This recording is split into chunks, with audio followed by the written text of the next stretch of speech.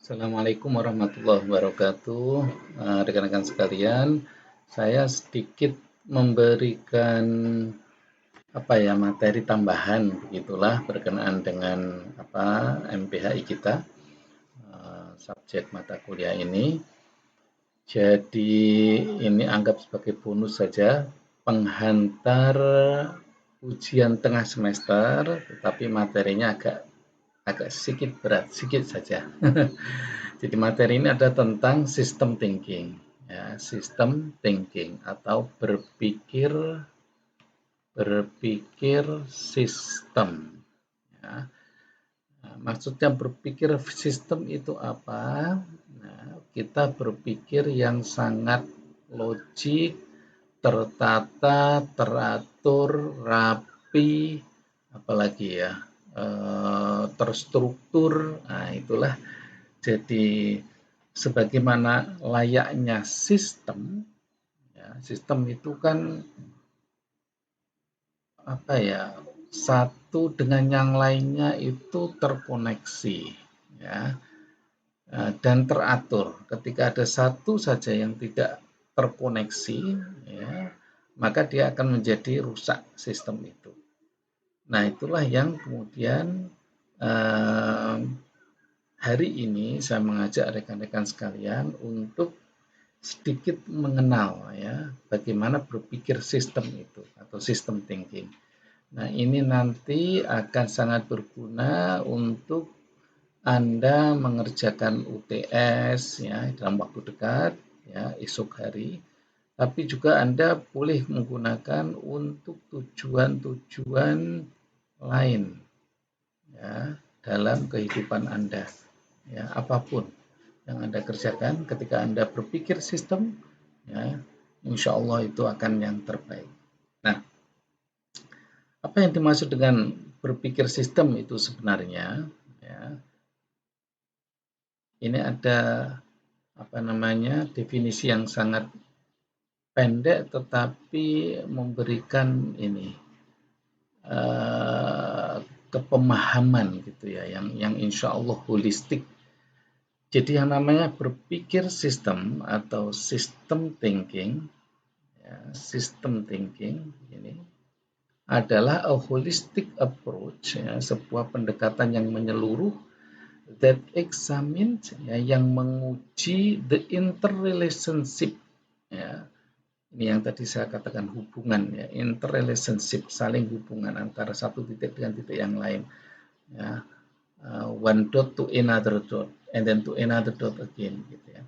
And interdependencies, ya, tidak hanya hubungan, saling hubungan, tetapi saling ketergantungan, interdependencies within a system, ya, dalam sebuah sistem. Jadi misalkan dalam sebuah sistem itu ada 5 variabel, ya, A, B, C, D, E, ya. Jadi hubungan antara A ke B ke C, ke D, ke E gitu ya, dan E ke D, ke C, ke A, ke B gitu lah. Jadi layaknya inilah, nggak usah buat ini ya. Kemudian ini ya sebaliknya ya, ini kembali ke sini, ke sini, ke sini, ke sini gitu ya. Jadi ada saling ketergantungan ya. Ada saling ini tadi interdependencies gitu ya. Nah, itu yang dimaksud dengan berpikir sistem. Nah, oke, saya berhenti sampai di sini saja dulu, kemudian saya akan jelaskan ke hal yang UTS ya. Ini sebenarnya ada masih sekitar 4 slide lagi, tapi nanti saya bagi ke Anda boleh terjemahkan.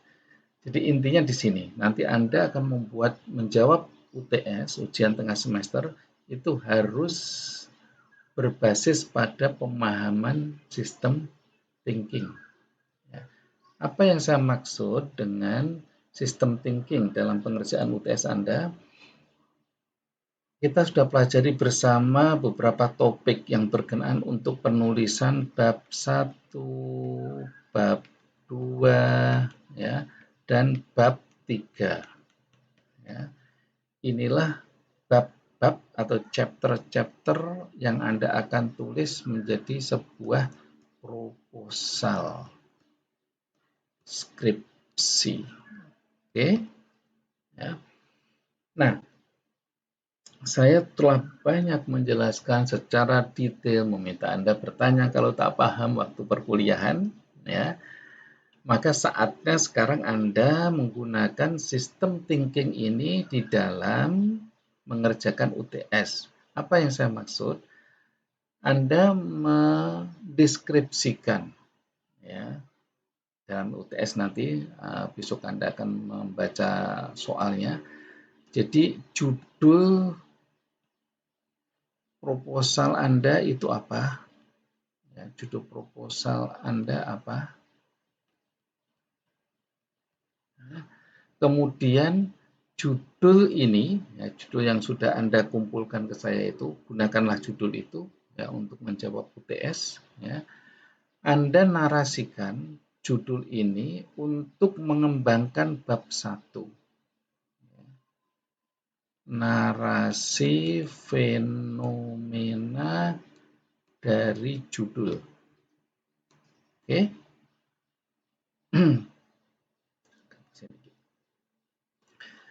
Setelah Anda menarasikan itu, saya kira hanya sekitar 150 kata itu.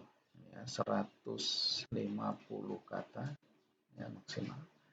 Ini menjadi core itu inti dari bab 1. Selesai Anda menulis 150 kata, Anda kembangkan atau Anda menjawab pertanyaan selanjutnya yang merupakan core bab 2. Ya. Apa itu bab 2? Sebagaimana kita pahami bersama, bab 2 itu adalah tinjauan pustaka. Ya, tinjauan pustaka. Nah, Anda kembangkan, ya, Anda tulis ya, teori atau konsep atau penelitian-penelitian yang telah ada ya, kurang lebih 150 kata juga. Ya.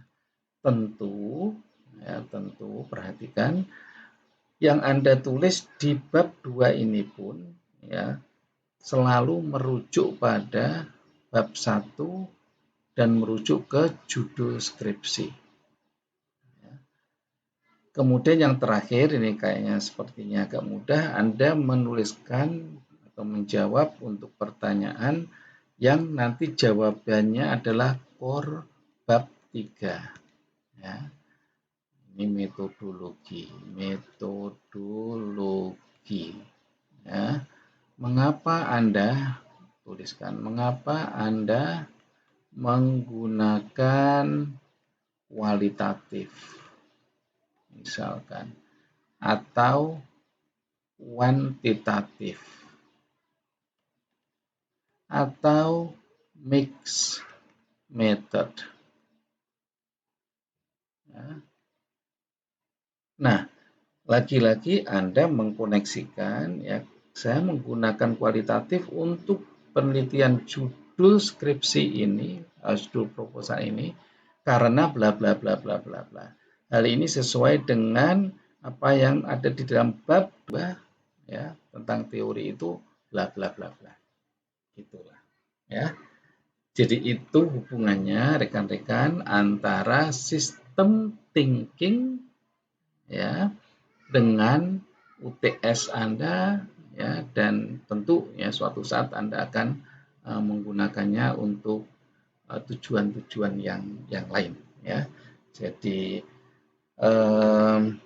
saya harap penjelasan ini sedikit membantu ya untuk Anda benar-benar mengerjakan soal ujian tengah semester itu dengan sebaik-baiknya. Jadi dia tak terlalu panjang itu. Kalau misalkan yang bab 3 ini pun, yang jawaban untuk pertanyaan yang intinya adalah bab 3 itu juga 150 kata, ya, maka Anda akan menulis sekitar 500-an kata lah. Ya. 150, 150, 150 ya, sedikit ada kesimpulannya nanti ya, yang Anda buat. Itu. Saya kira demikian ya rekan-rekan sekalian apa yang saya sampaikan sebagai sedikit penghantar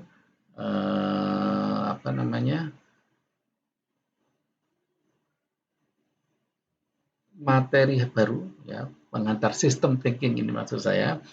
Nanti bolehlah saya agak detailkan ya, sehingga Anda boleh memahami semuanya tentang apa sih itu sistem thinking ya. Tetapi kali ini cukup untuk menghantar Anda mengerjakan UTS. Itu ya. Terima kasih, semoga bermanfaat. Assalamualaikum warahmatullahi wabarakatuh.